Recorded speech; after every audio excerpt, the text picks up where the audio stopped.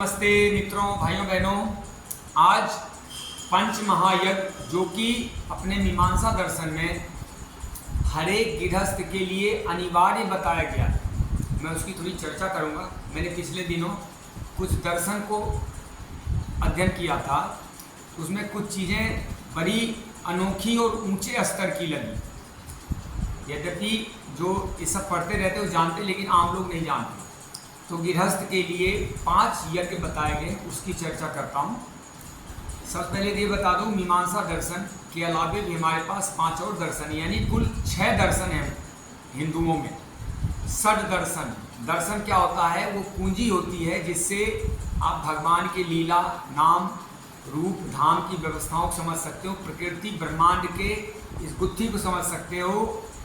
जीवन, प्रकृति, जीव और ये जो जन्म मृत्यु, ये जो व्यवस्थाएं खेल चल रही, पृथ्वी, अग्नि, जल, वायु, आकाश, इसके गुत्थियाँ वहीं सुलझती हैं जब आप दर्शन का अध्ययन करते हैं। तो ये 6 दर्शन है। पहला है सांख्य, सांख्य को लिखा है किन्होंने? महर्षि कपिल। दूसरा है योग, योग लिखा है महर्षि पतंजलि ने। योग से तो सब परिचित हैं, ये दर्शन है वास्तव में। तीसरा है मीमांसा, जो महर्षि जैमिनी ने लिखा है। और चौथा है न्याय, जो महर्षि गौतम ने लिखा है। और एक वैशेषिक दर्शन है जिसको महर्षि कणाद ने लिखा है।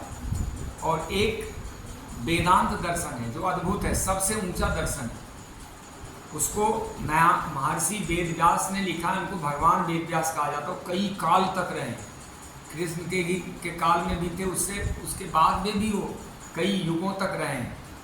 और इसी वेदांत को ब्रह्मसूत्र या उत्तर मीमांसा भी कहते हैं। ये 6 दर्शन हैं, याद रखना चाहिए हर हिंदू को। और इन 6 दर्शनों के माध्यम से ही आध्यात्म और ब्रह्मांड की सारी गुत्थियाँ सुलझती, धर्म की भी गुत्थियाँ वहीं से सुलझती, वहीं से नियम तय होते हैं। जिसने दर्शन नहीं पढ़ा ना, वो ये जो सारे रामायण महाभारत आप ये सब पढ़ते हो, ये सब सिर्फ कहानी मालूम होगी। जब दर्शन पढ़ लोगे तो उसके अंदर की गूढ़ ज्ञान आपको समझ में आ जाएगा। उसके पीछे जो वास्तविक रहस्य है वो खुल जाता है। और वेदांत को तो ऐसा कहा जाता है कि इससे ऊंचा चिंतन या इससे ऊंचा ज्ञान दुनिया में कोई हो ही नहीं सकता। ना अभी, ना पीछे हुआ है, ना अभी है, ना आगे होगा।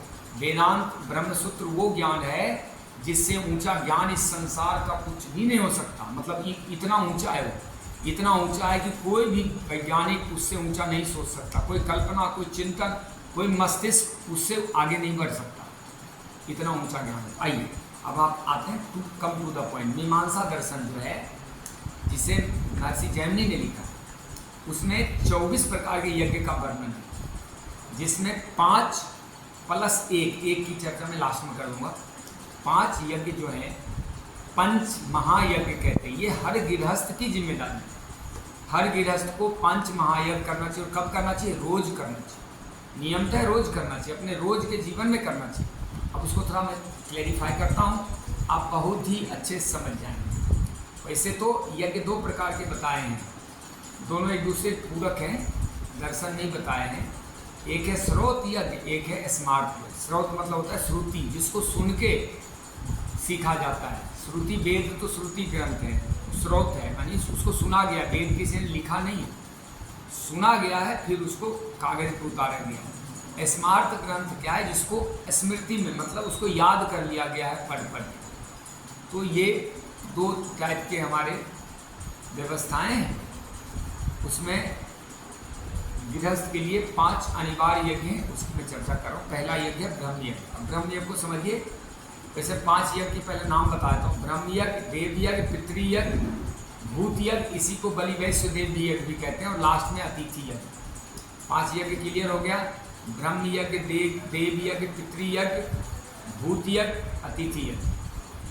अब ब्रह्म यज्ञ क्या है समझ लेते हैं। ब्रह्म यज्ञ क्या है? देखो, दर्शन कह रहे हैं, या वेद ही मान लो, दर्शन भी वेद का ही भाग होता है। वेद कह रहे हैं कि अगर आप 2000 या 5000 या 3000 रुपये का सामान खरीद के घर में लाते हो, भोजन, वस्त्र, तमाम सुख के साधन, तो 50 या 100 रुपये की किताबें जरूर घर में लाओ, ताकि आपके बच्चे अशिक्षित न रह जाएं, मूर्ख न रह जाएं। ये वेदों का आदेश है, हर हिंदू को जानना चाहिए, जानते ही नहीं। मैं कहता हूँ 95% 98% लोग नहीं जानते। ये आपका दर्शन है, यानी आप सिर्फ फल, भोजन, मिठाई, वस्त्र, आभूषण ही घर में नहीं लेके आना है, साथ में पुस्तक भी लाना है। आपकी स्त्रियां, आपके बच्चे पढ़े लिखे, शिक्षित, ऊंचे ज्ञान में होने चाहिए, तब ये ब्रह्म यज्ञ पूरा होता है। नहीं तो उस गृहस्थ जीवन का ब्रह्म यज्ञ पूरा नहीं होता, जो केवल भोजन, भोग और नौकरी, व्यापार के चक्कर में पड़ा रहता है, अध्ययन नहीं करता। हर दिन अध्ययन करना है। हर दिन अगर उपभोग कर रहे हो आप किसी चीज़ का, संसार के व्यवस्थाओं और सुविधाओं का, तो हर दिन आपने अध्ययन करके बुद्धि का विकास करना है, आदेश है। चलिए दूसरा यज्ञ, देव यज्ञ। देव यज्ञ कहते हैं अग्निहोत्र को, जो हम लोग स्वाहा स्वाहा स्वाहा, इसको देव यज्ञ कहते हैं। देव मतलब देवता, जो देने वाले हैं, जो कुछ भी दे रहे हैं वो सब देवता हैं। गौ देवता हैं, वरुण देवता है जो जल दे रहे हैं, पवन देवता है जो हवा दे रहे हैं, सूर्य देवता है जो प्रकाश दे रहे हैं। पंच महाभूत में सब देवता है, पेड़ भी देवता है, फल दे रहे हैं, कोई लकड़ी दे रहे हैं, कोई औषधि दे रहे हैं, कोई छाया दे रहे हैं। वर्षा भी देवता है, इंद्र देवता। माता पिता भी देवता है, भोजन वस्त्र का प्रबंध कर रहे हैं, कोई जन्म दे रहे हैं, कोई पालन कर रहे हैं। गुरुदेव है, गुरु भी देवता है जो ज्ञान दे रहे हैं। यहाँ तो सब कुछ देवता है। इन देवताओं के लिए यज्ञ करना, तो उसके लिए क्या करना, अपनी कमाई का थोड़ा सा अंश, नियम तो दशांश होता है। अगर 100 रुपये कमाते हैं, 10 रुपये आपको दान करना चाहिए।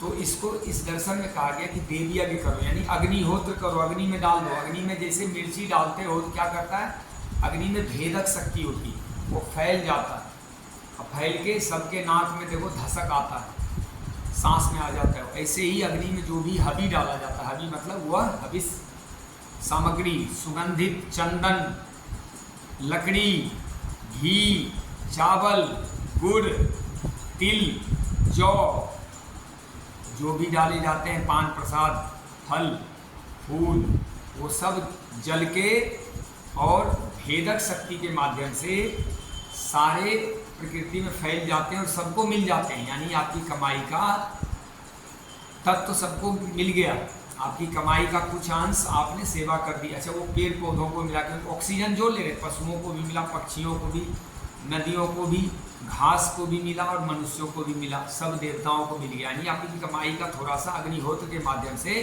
सभी देवताओं को प्राप्त हो गया। इसको कह दिया आपने देव यज्ञ। महाराज चाणक्य ने भी लिखा है इस विषय पे, 100 रुपये कमाते हो तो 20 रुपये बचत करो, 20 रुपये भोजन वस्त्र पे खर्च करो, 20 रुपये शिक्षा पे खर्च करो, 20 रुपये यात्रा पे खर्च करो, 20 रुपये दान कर दो। उन्होंने तो 20 रुपये दान करने को बोला 100 में से, और 20 रुपये बचत करने को बोला, और 60 रुपये में यात्रा, धार्मिक यात्रा। उन्होंने धार्मिक यात्रा कही, आज के हिसाब से जहाँ भी आप जाते हो गाड़ी घोड़े से, 20 रुपये भोजन, 20 रुपये शिक्षा, इस ढंग से। तो ये हो गया ब्रह्म यज्ञ। आपको मैं जो समझाया आप समझ पा रहे होंगे। ब्रह्म यज्ञ मतलब अपनी कमाई का कुछ अंश अग्नि के माध्यम से सबको समर्पित कर। आप चाह के भी करोड़ों जीवों को आप सबके मुंह में भोजन नहीं दे सकते। आप चाहो कि एक एक मिठाई के टुकड़े में सबको खिलाओगे, सबको मनुष्य को खिला दोगे, पशु को, जो बड़े पशु हैं, चींटी को कहाँ से खिलाओगे, सूक्ष्म जीव लाखों की संख्या में इस संसार में, उनको कैसे खिलाओगे। लेकिन अगर आपने हवा की शुद्धि कर दी, हबी करके, हवन करके, यज्ञ करके, अग्निहोत्र करके, वायु शुद्ध कर दिया, सबको आपने दे दिया, आपने कमाई का कुछ हिस्सा दिया, और आपको इससे लाभ, पुण्य, धर्म, यश, कीर्ति, सुख, वैभव मिलेगा, भगवान का आदेश। अब देखो तीसरा है पितृयज्ञ, बहुत छोटा सा है। पितृयज्ञ मतलब होता है अपने बुजुर्ग जो हैं घर में, उन्होंने 20-25 साल आपको पाला है, तो अब जीवन के अंतिम, जब उनके कम से कम 10 वर्ष तो बड़े कठिन बीतते हैं, जब शरीर वृद्ध हो जाता है, रोग हो जाते हैं शरीर में, उठा नहीं जाता, भोजन पचता नहीं है, तमाम दर्द होते हैं, तमाम भूल भुलैया होता है, मस्तिष्क स्मृति लोप में जाता है। ऐसी स्थिति में उस 20-25 वर्ष के बदले कम से कम 10 वर्ष अपने माता पिता, गुरुजनों का, बड़ों का, बुजुर्ग जो भी हैं घर में, दादी भी हो सकती हैं, ताऊ ताई भी हो सकती हैं, कोई पड़ोसी भी हो सकता है, अगर माता पिता ठीक ठाक हैं पड़ोसी की सेवा करो, किसी गुरुजनों की करो, किसी संत की सेवा कर दो। इससे सेवा भाव विकसित होता है। खासकर पितृयज्ञ में होता है कि अपने घर परिवार और संबंधी जन जो है उनमें किन्हीं को हमारे सेवा की जरूरत है, थोड़ा समय पैसा और शक्ति से उनकी सेवा करना, ये नहीं उनको मार के घर से निकाल देना। ये फिर आप प्रकृति और जीवन की व्यवस्थाओं का अपमान कर रहे हैं और इसका दंड मिलेगा पाप के रूप में। वो कई बार आपको बहुत परेशानी दुखों में डाल देगा। चौथा यज्ञ बता रहे हैं भूत यज्ञ। भूत यज्ञ को कहते हैं वैश्य देवी यज्ञ, कोई बलि वैश्य देवी यज्ञ कहते हैं। इसमें देखिए ये बड़ा गहरा है। इसमें पहला तो है बचत करना, हर बच्चे को बचत करना सिखाना है। बलि वैश्यदेव यज्ञ भूत यज्ञ का मतलब ये होता है, जैसे स्त्री है उसका पति यदि 1000 रुपये रोज कमाता है तो उस स्त्री का धर्म है कि 100 रुपये या 50 रुपये अपने हस्बैंड से चोरी करके जमा करे, बचत करे। उसको नाम दिया भूत यज्ञ। ये स्त्री का धर्म है, वहाँ चोरी करना को धर्म बताया गया। अच्छा, भूत यज्ञ में बचत बच्चों के लिए बताया है। जो कुछ उसको प्राप्त होता है, किसी से आशीर्वाद के रूप में धन प्राप्त हुआ, कुछ ऐसी सुविधाएं प्राप्त हुई, उसको बचत लेने, भोगना नहीं, बचा लो। दूसरा बचत में ये भी कहा गया है कि जैसे 1000 रुपये एक व्यक्ति कमाता है और कभी उसकी बहन बुआ कोई रिश्तेदार आ गए उसके घर में और उसके पास 1000-2000 रुपये नहीं है जो उसको वस्त्र दे सके, मिठाई दे सके, कुछ आभूषण दे सके या कोई चीज़ दे सके, तो ऐसी स्थिति में उसकी पत्नी ने जो चुरा के रखा हुआ पैसा, भूत यज्ञ किया हुआ, चोरी नहीं कह सकते, उसको बचत ही कहेंगे, लेकिन बिना बताए बचत है। पति से छुपा के जो बचाया गया है भूत यज्ञ, उस पैसे से उसकी सेवा करें, अपने रिश्तेदारों की। कोई उसकी बहन आ गई, कोई पति के रिश्तेदार आ गए तो उसकी सेवा कर दे। तो अब पति पूछे कि ये तुम्हें पैसे कहाँ से लाए, तो वो कह सकती है मैंने भूत यज्ञ किया है। ये वैश्यदेव यज्ञ का, वैश्यदेव विश्व देवता के लिए, अपने कुटुंबी जनों के लिए हमने कोई यज्ञ किया है, उसमें कुछ धन बचा है, वो उनकी सेवा की। अब जैसे बुजुर्ग गए, उनके पास 50,000 1 लाख जमा हो गए, तब मान लो उसको बेटा भी नहीं देख पा रहा, ये बेटे से तो बार बार मांगने से रहे, बेटी से मांग नहीं सकते और कोई देगा नहीं, पति है नहीं, तो उस बुजुर्ग के पास 5 लाख रुपए हैं, तो वो अपने रिश्तेदार, कोई आ गई, बहन आ गई, बुआ आ गई, भाभी आ गई, उसको एक कपड़े दे सकती, मिठाई दे सकती, चूड़ी पहना सकती। ये बहुत गहरा है। अब भूत यज्ञ में और भी कहा गया, गौ, ब्राह्मण और सोना। जिस घर में गाय बंधा हुआ ना हो, जिस घर में घोड़ा ना हो, बाज कहा गया, गौ, बाज और स्वर्ण। और जिस स्त्री के गले में सोना ना हो, स्वर्ण का कोई भी आभूषण कान गले में ना हो, उस घर में किसी भी संत को या किसी भी महात्मा जन को या मांग के खाने वाले भिक्षुक को भिक्षा नहीं मांगनी चाहिए। मैं आज के हिसाब से उसको डिस्क्राइब कर देता हूँ।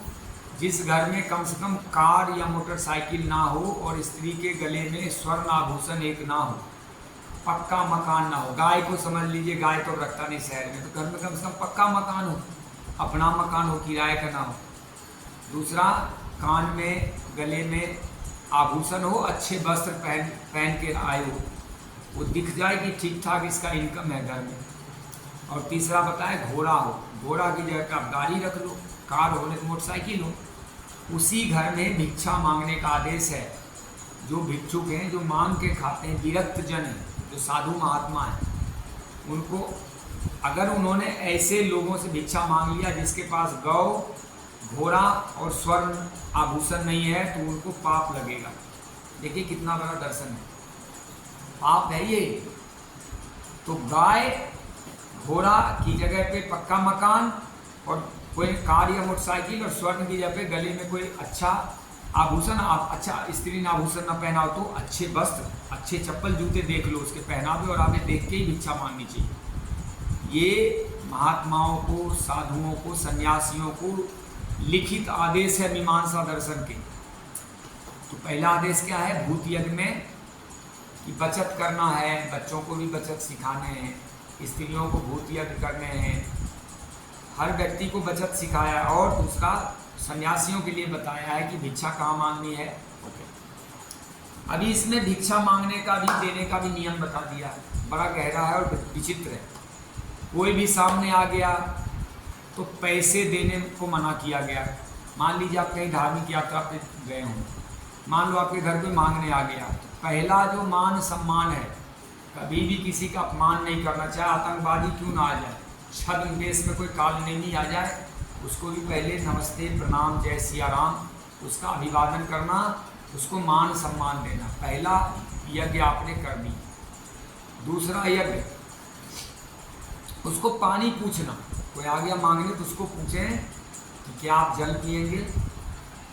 तीसरा, आगे और श्रद्धा है आपकी तो एक बिस्कुट, एक फल, कोई ऐसा भोजन सामग्री, एक रोटी देना उसको, अगर आपकी श्रद्धा बनती है तब। नहीं तो आप सिर्फ नमस्ते कर दो और बोलो मेरी श्रद्धा नहीं है जी आपको कुछ देने में, बस नमस्ते प्रणाम करके भी आप उसको बोल दोगे तो आपको पाप नहीं लग सकता। ये कोई जरूरी नहीं कि आप सबको दान दें, आपको दक्षिणा दें, भिक्षा दें, नहीं। अब दान दक्षिणा भिक्षा में भी अंतर बताया, मैं समझा दूंगा। तो किसी को आपको भिक्षा देना है तो पहले मुंह से अभिवादन, दूसरा पानी की भिक्षा, तीसरा कोई भोजन का सम्मान, फल, मिठाई, बिस्कुट, चाय, दूध, रोटी, जो भी आपकी श्रद्धा है। अब और भी श्रद्धा आपकी अधिक है, एक वस्त्र, एक गमछा दीजिए। विरक्त हैं, संत हैं, वो रोज़ 1 घंटा भिक्षा मांगते, उसी पे 24 घंटा जीते हैं। कोई कपड़े वस्त्र दे दीजिए, देखिए धोती फटी हुई दे सकते हैं, लेकिन श्रद्धा है तो, नहीं तो हाथ जोड़ लीजिए, बस मेरी श्रद्धा रोटी तक। अच्छा, और श्रद्धा है, अब इसके वस्त्र के बाद क्या होगा, धन होगा। अब धन देने के लिए मना किया गया, धन डायरेक्ट नहीं देना, जो उनकी जरूरत की चीज़ें वो देना चाहिए। नियम ये कह रहा है, दर्शन ये कह रहा है। और अगर धन देना भी पड़े, धन देना जैसे 1000 रुपये देना, 5000 देना, तो आप उसके पीछे के इतिहास देख के, कहीं उस धन से आतंकवादी घटना तो नहीं करेगा, कहीं उससे नशा तो नहीं करेगा, कहीं किसी का अहित तो नहीं करेगा, कोई गलत आदमी तो नहीं है, कोई उपद्रव तो नहीं करेगा, गोली पिस्टल तो नहीं खरीद लेगा, ये कोई वेश्यावृत्ति, किसी को ऐसे धन तो कुकर्मियों को नहीं दे जाएगा। अगर ऐसा है जिसको आप नहीं जानते तो उसको धन देने को मना किया। हाँ, आप खरीद के दे दीजिए, उसको क्या चाहिए, भोजन वस्त्र तो चाहिए होता है संतों को, और दे दीजिए, 10 किलो चावल दे दीजिए, सब्जी दे दीजिए, फल दीजिए, उसको वस्त्र दीजिए, भोजन वस्त्र की व्यवस्था कीजिए, लेकिन धन नहीं देना। और इतना टाइम नहीं है तो 2 दिन बाद बुलाइए, 5 दिन बाद बोलो महाराज आके हम आपको 10 किलो चावल, 2 किलो तेल, 3 किलो दाल और वस्त्र देना चाहते हैं, आप 3 दिन या 5 दिन बाद आ जाओ। लेकिन ऐसे धन देने को माना। अब देखिए उसमें दान दक्षिणा और भिक्षा में अंतर है। भिक्षा आप किसी को भी दे सकते हैं, फल जो मैंने बताया भिक्षा का व्यवस्था है, मुँह से उसको सम्मान की भिक्षा दी आपने, उसको पानी दिया, भोजन दिया, वस्त्र दे दिया।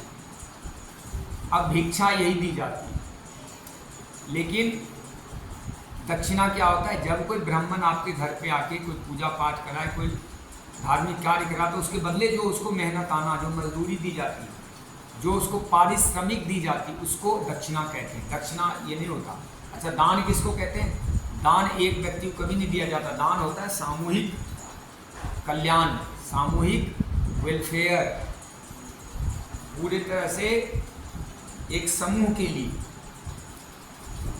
जैसे आपने कोई पानी का प्याऊ खोल दिया, एक कूलर लगा दी, कहीं कोई मंदिर में आपने पंखा लगा दिया, कहीं आपने कोई बेंच कुर्सी लगवा दी, कहीं सड़कें बनवा दी, कहीं पेड़ पौधे लगवा दिए, कहीं पार्क में लाइटिंग करा दी, ऐसी व्यवस्था जो सब जन का कल्याण, कहीं भंडारा कर दिया, भूखे को अनाज वस्त्र खिला पिला दिया, किसी गुरुकुल में पैसे दे दिए, किसी गौशाला में कुछ धन दे दिया, ये दान की श्रेणी में आता है। ये दान है, लेकिन दान एक व्यक्ति को नहीं दिया जाता, वो सामूहिक जन कल्याण के लिए दिया जाता है, कलेक्टिव वेलफेयर। ओके, अब आते हैं अंतिम यज्ञ, अतिथि यज्ञ। अतिथि यज्ञ जो मैंने अभी चर्चा किया वास्तव में वही अतिथि यज्ञ है। भूत यज्ञ और ये मैं अतिथि यज्ञ की चर्चा कर रहा था, मैं उसको डिस्क्राइब करना भूल गया। अतिथि मतलब बिना तिथि के जो आ जाएं उनका दान दक्षिणा और भिक्षा कैसे दी जाती है उसकी चर्चा मैंने एक्चुअली कर दी। तो ये 5 यज्ञ आप समझ गए।